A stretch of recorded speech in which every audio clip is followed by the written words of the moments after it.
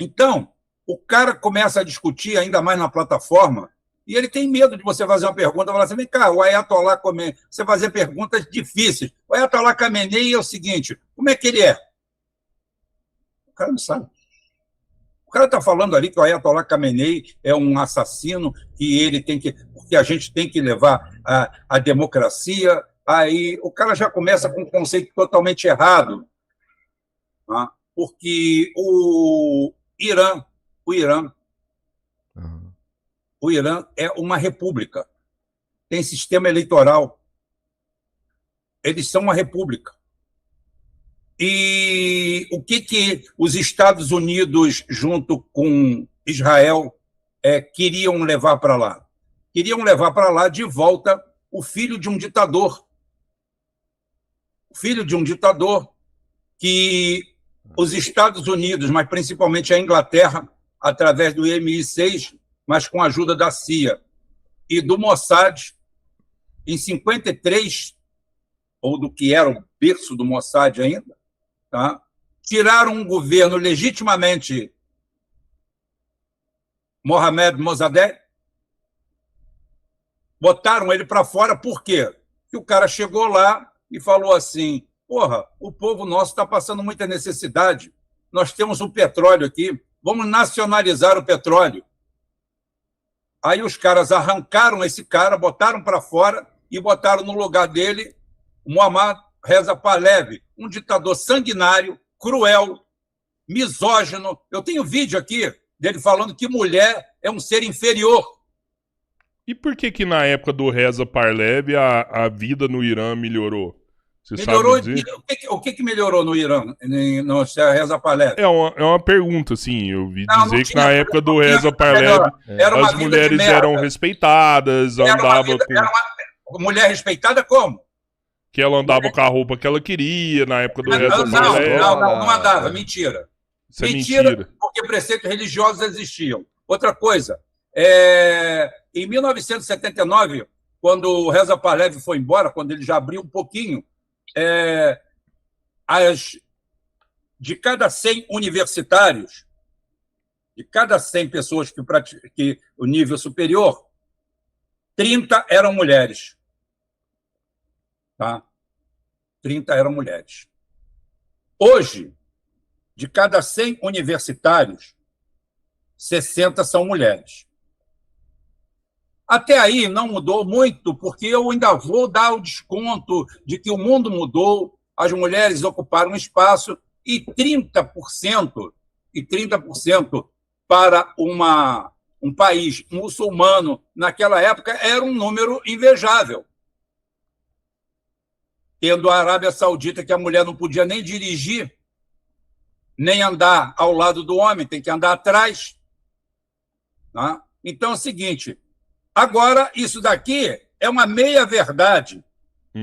É uma meia-verdade, porque eu vou te fazer uma pergunta retumbante. 1979, 30% das mulheres estavam no nível superior no Irã, no governo do ditador sanguinário Reza Pahlavi. Ele tinha uma polícia especial, esqueci o nome dela agora, mas eu vou me recordar daqui a pouco, que era especializada em sequestro, tortura e assassinato. Tudo bancado pelos Estados Unidos e por Israel. Naquela época, eles eram muito amiguinhos. Muito amiguinhos. Mas acontece o seguinte, 30% eram mulheres. Agora, a pergunta que não quer calar. Quanto por cento da população tinha acesso ao nível superior? Em 1979? 6%. 6% é a casta superior. É o cara que você via. Quando a câmera passava, mostrava para você a vida que melhorou para esses 6%. Caramba. Os aldeões, o pessoal que vive fora, moravam fora de Teherã, viviam na miséria, na merda absoluta. De um país que acabou com a sua república para colocar um criminoso lá. Eu não tenho nada. Para mim, autodeterminação dos povos. Só que o Reza Pahlavi, ele não foi colocado no governo por uma revolução de lá. Em todos os anais que você procura, foi um ato da CIA e da Inglaterra que precisavam botar um boneco lá para continuar roubando aquele Estado. Então, elas eram 30% de 6%. 6% era quem tinha dinheiro, eram os ricos, era a classe dominante. Agora eu te pergunto, quantos universitários hoje, quantos iranianos hoje têm acesso ao nível superior? 60%. Não. Nenhum item. Todos esses daí você pode ir lá agora e digitar lá no chat GPT que você vai pegar esses números. Que eu faço essa clonagem. Não porque eu gosto do chat GPT e eu não gosto de inteligência artificial, eu estou cagando e andando. Eu tenho outras fontes. Mas eu prefiro dela porque é o seguinte, eu falo assim, filho, vai lá, tá lá. Eu sei uma resposta para alguma coisa e vou lá, pego a resposta do chat GPT. Que a hora que vinha a resposta, eu falo assim, olha só, nem fui eu que dei, olha. Eu só tive o talento de fazer a pergunta certa. Está aqui a resposta. Tá? Então é o seguinte, eram 30% de 6%. Se a gente botar uma base 100, 3% da população tinha acesso à universidade. E hoje mais da metade da população estava com... Hoje 60% da população tem acesso à universidade, então o país cresceu. Agora, a religião que eles professam, sistema de governo, não me diz respeito. E muito menos aos Estados Unidos, e muito menos àquela agremiação maléfica, malévola, que é Israel. Rubão, Israel é um parque temático criado por milionários sionistas, chamado de país. Bom, antes de começar os ataques, o governo iraniano postou nas redes sociais que Trump era apenas um fantoche de Netanyahu. Que quem manda nos Estados Unidos é Netanyahu. Você concorda com isso daí? Quem manda nos Estados Unidos é o sionismo. Quem manda nos Estados Unidos é o sionismo. O povo americano vive na miséria, o povo americano está tendo o pior índice de vida, o povo americano está se derretendo. Ontem, numa audiência lá, acho que foi no Senado, quebraram o braço de um veterano de guerra, um sargento, um militar, um cara que é nacionalista, que disse que era para ninguém ir para lá para morrer por Israel, que arrumou um problema e eles não têm condições, eles não têm a mínima chance diante, eles não estão tendo a mínima chance com os Estados Unidos do lado. Imagina sozinho, já teriam sido dizimados. Você imagina se toda a força que o Irã está usando estivesse usando só contra Israel, e se Israel não tivesse os Estados Unidos, a maior potência, pelo menos em números, militar do planeta, com 12 mil aviões, 13 banheiras, que eles chamam de porta-aviões, banheira jacuzzi. Uma já teve que fugir, meter o pé e desaparecer. Inclusive, hoje apareceu um dado, está até no meu Facebook. 2 marinheiros, 2 militares americanos do Abraham Lincoln morreram fruto do ataque que não existiu do Irã. Subindo para 6 o número de mortos. 6 é o número de mortos que os Estados Unidos têm lá por hora. 6 é o número que tem lá por hora. Mas eles têm uma coisa chamada a mídia. E quando você chega... O Brasil, por exemplo, hoje nós podemos nos orgulhar. Nós temos vários momentos de orgulho. Nós temos o maior golpe financeiro do século XXI acontecendo no Brasil. Medalha de ouro. Medalha de ouro. Tá? Nós temos a mídia mais canalha do planeta. Começando pela mídia oficial, terminando por podcasts e terminando pela mídia alternativa. Tá? A mídia oficial é 100% mentirosa, vendida. A mídia alternativa, 80%. Nós fazemos parte dos 20% que temos honra, hombridade e colocamos a cara. Não vamos vir aqui repetir mantras, mentiras, conversa, esquizofrenias, loucuras de um povo satanista, um povo supremacista, um povo que é guiado por um ajuntamento de palavras, que aquilo não é livro, que eles chamam de Talmud, o livro negro, aonde nós viemos à Terra para servir. Eu quero que o sionista vá tomar no cu, desculpe ao uso da má palavra, tá? Eu não sou escravo de ninguém, de porra nenhuma, não, porque eu sou de uma religião e que quem veio aqui disse que eu sou a imagem e semelhança do Senhor e que todos nós somos a imagem e semelhança do Senhor. Eu não estou aqui para servir a filho da puta nenhum, não. Ô, Rubão, deixa eu te falar um negócio assim. Eu vejo que quando a gente fala do sionismo, a gente meio que tá jogando na linha, sabe? E todo mundo quer jogar na linha, porque, né, acha que é o profissional que joga ali. Mas é uma parada muito fácil de ser cruzada, sabe? Eu tenho medo da hora de quando a gente critica o sionismo, a gente de alguma forma acabe estimulando o antissemitismo. Você não tem essa preocupação, não? Mas nem um pouco. Quem pariu Mateus que o embale. Eu não estou nem aí. Se o judeu, que é o principal prejudicado da história do sionismo, não se mexer, é problema dele. Eu não tenho culpa que, se eu te dou o recado, falo que na sua casa está acontecendo isso, na sua empresa o caixeiro está te roubando, o gerente está passando a perna, e se você continua com eles, o problema é seu. Não, mas tem muito judeu antisionista. Tem muito judeu antisionista. Olha só, eu não sou. Olha só, o único juiz que eu carrego comigo, graças à minha religião e educação que eu tive, é a minha consciência. Foi a herança que meu pai me deu. É a minha consciência. Eu não sou antissemita. Eu sei disso. Eu sei. Mas se algum filho da puta quiser me classificar como isso, eu faço igual o Nelson Piquet. Eu estou cagando para o que os outros falam de mim. Eu estou cagando, porque a gente vive de atos, não é de conversa fiada. Eu não sou influencer. Mas você não se preocupa com a consequência? Nenhuma. A consequência de um discurso de aumentar o antissemitismo e as pessoas olhar um judeu que nem é sionista e olhar o cara e falar, mano, você é um filho da puta. Estou cagando e andando. Primeiro que eu não tenho medo de debate. Primeiro que eu não tenho medo de conversa. Eu não gosto de debate, porque eu acho improdutivo. Tudo que eu falo, eu sustento. Tudo que eu falo, eu tenho defesa. Tudo que eu falo, eu tenho defesa. Não é merdinha, não. Não é vir aqui com história. Eu não quero me meter no dogma da religião de ninguém. Eu não quero me meter no dogma da religião de ninguém. Eu não quero baixar o nível. Por exemplo, não existe até hoje, em toda a história da humanidade, nenhuma prova arqueológica, física, de alguma coisa que é da existência de Moisés. Tudo aquela história toda é nada mais, nada menos do que farofa. É mitológico, né? Isso é mitológico. Farofa, tá? Farofa.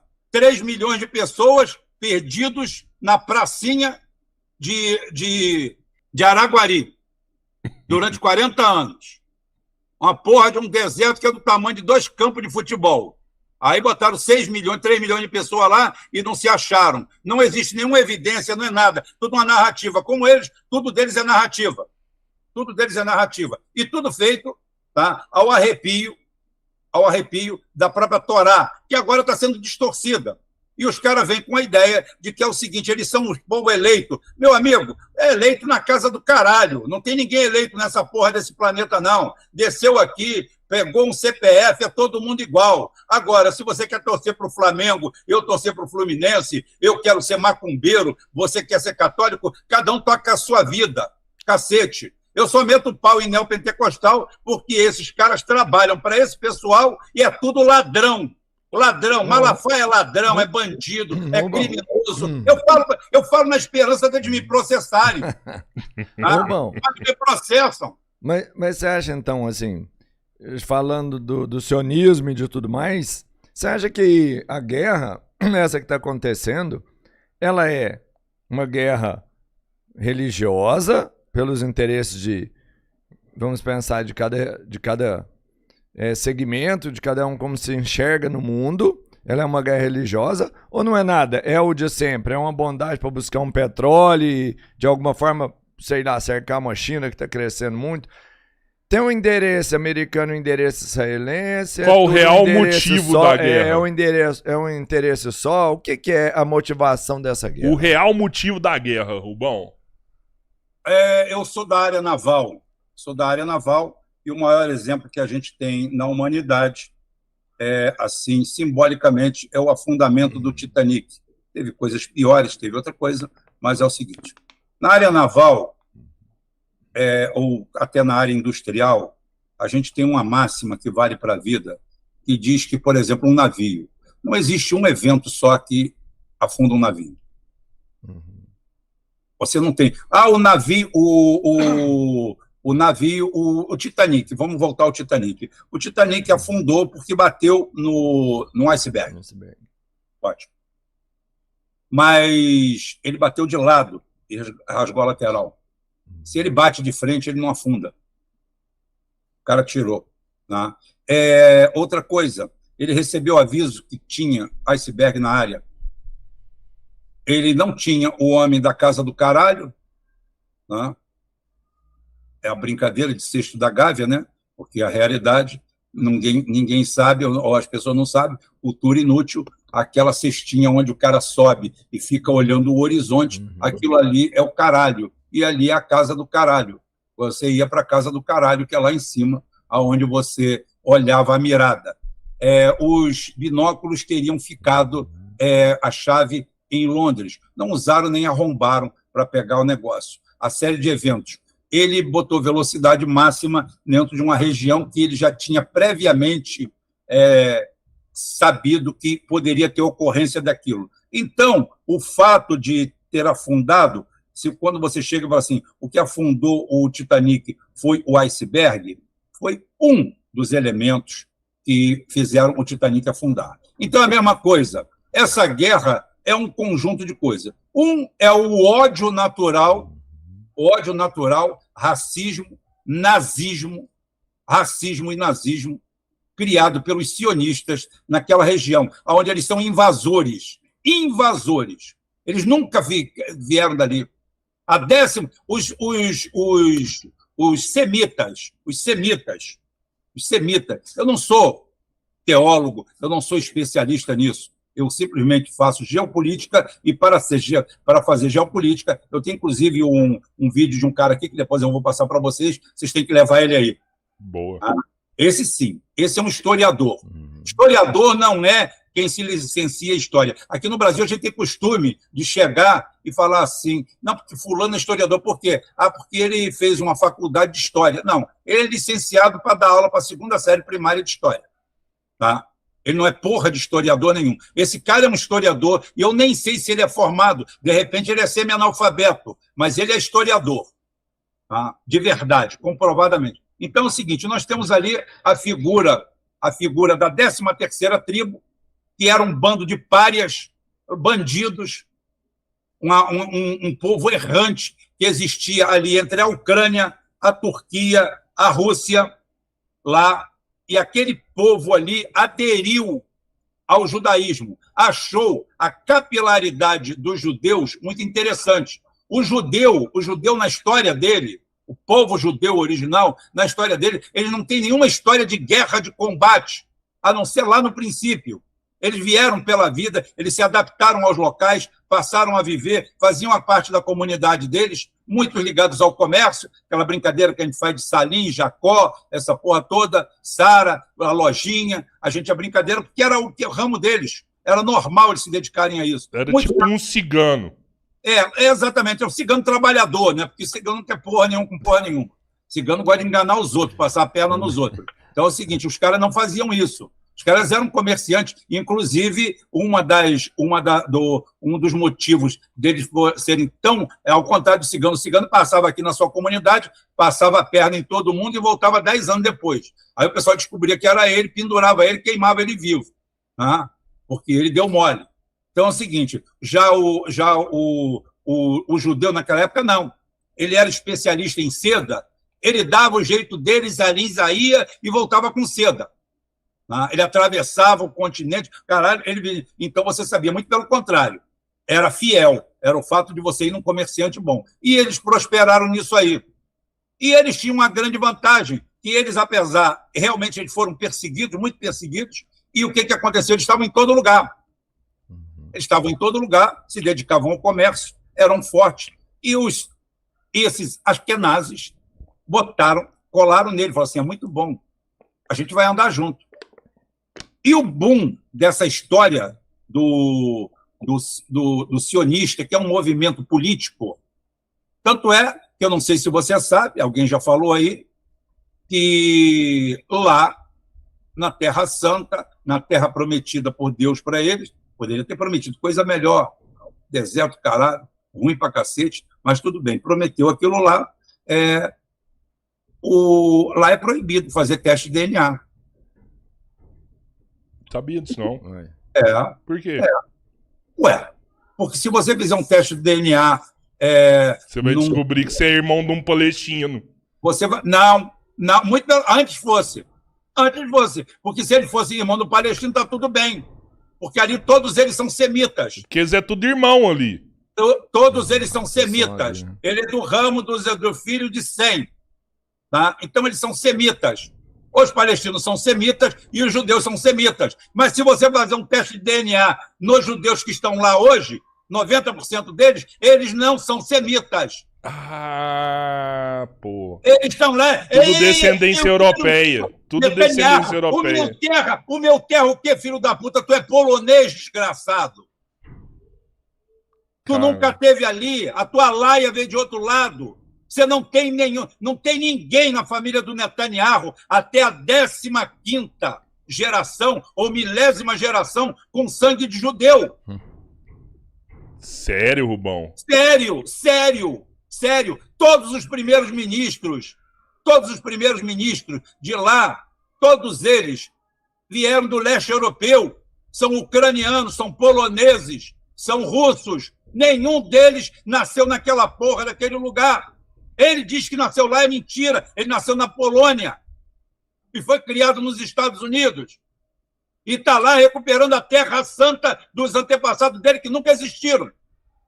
E você acha não tem antepassado nenhum dele lá, rapaz. Você acha que rola um racismo lá dentro de Israel, Rubão? Realmente tem uma diferença desse judeu askenazi do outro judeu que mora lá? Tem isso mesmo? O judeu tradicional, ele apanha igual boi ladrão. Ele não tem voz nem voto. Ele não pode nem abrir a boca. Tá? Quando você vê uma manifestação de um judeu normal, você vai ver aquela polícia, aquela Gestapo metendo a porrada em todo mundo. Isso não é raro, não. Não tem direito a voto esse cara? Tem direito a voto, mas eu estou falando que eles mandam no processo. É a mesma coisa outro dia. Mas vem cá, por que o judeu tradicional não faz alguma coisa? Eu falei, então tá bom. Eu desafiei no ar. O pessoal falou, Christian, bota uma enquete aí de 5 minutos. Teve 1000 votos. Eu só fiz uma pergunta. Você concorda com o governo brasileiro? Aí, 90% não. Você está vendo? Vocês não concordam com o governo brasileiro, que não representa vocês e faz o oposto do que vocês querem e do que vocês pensam. Então, lá é a mesma coisa. A representatividade, a democracia é uma farsa. A democracia é a farsa mais bem feita, é a ditadura mais bem feita, mais bem criada, mais bem nutrida na história da humanidade. Nada suplanta a democracia. Nada. A democracia é uma invenção que eles fizeram para tirar a nobreza do poder, porque eles achavam injusto que os nobres, sem dinheiro, tinham mais poder do que eles que tinham dinheiro. Então, vamos botar para fora. Nós vamos botar uma democracia. Quem vai ser escolhido? O povo. Que povo? Você vai votar em quem na próxima eleição? Você vai votar onde meia dúzia de poderosos que não têm voto, bandidos, quadrilhas, gangues, vão escolher. Escolheu quem que você vai poder votar. Você não vota em quem você quer. Não existe isso. Só existiria isso se tivesse eleição independente. O Rodrigo quer ser candidato a prefeito de Araguari. Qual o partido dele? Não tem partido, não. Não precisa de partido. Ele é candidato, não. A partir do momento da agremiação. E o detalhe, essas agremiações no Brasil recebem 3 vezes mais dinheiro que toda a pesquisa brasileira. Sim. Então, para você ver a merda que é.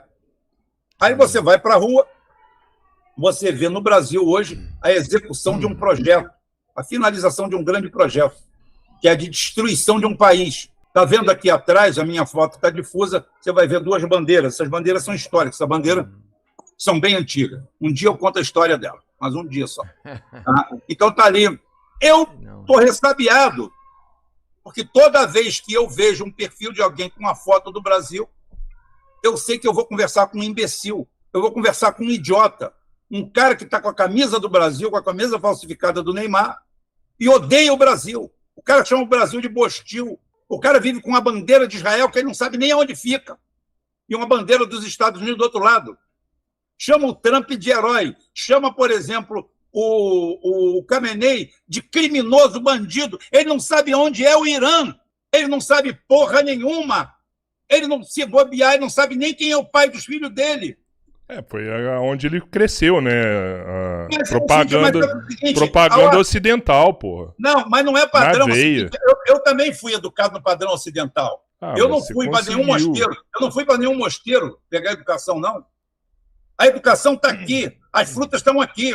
O cara chega no meu canal e ele chega com ódio de mim. Sabe por quê? Porque eu não falo o que agrada a ele. Ele queria que eu falasse que o Donald Trump tem 4 pau, que é o cara fora do comum, fenomenal. Ele quer que eu pegue, por exemplo, eu não gosto de citar no live dos outros, terceiro, mas eu cito. Ele quer que eu faça igual aquele Daniel Lopes, aquele 71 que fica falando aí em armas atômicas, armas alienígenas, a porra toda. Um cara desse é convidado até no Brasil para dar palestra para o Exército, para você mostrar o nível que está o Exército nosso. Arma alienígena, por que não usaram arma alienígena lá no Irã? Mas lá não fizeram um ataque não, né? Uma invasão ali, um procedimento com um monte de drone ali. Isso não era, ainda não tinha isso aí mapeado, né? Com o Luca. É uma arma nova, não é? O que é? Eu não tô sabendo disso, não. O Luca é uma arma nova, não é?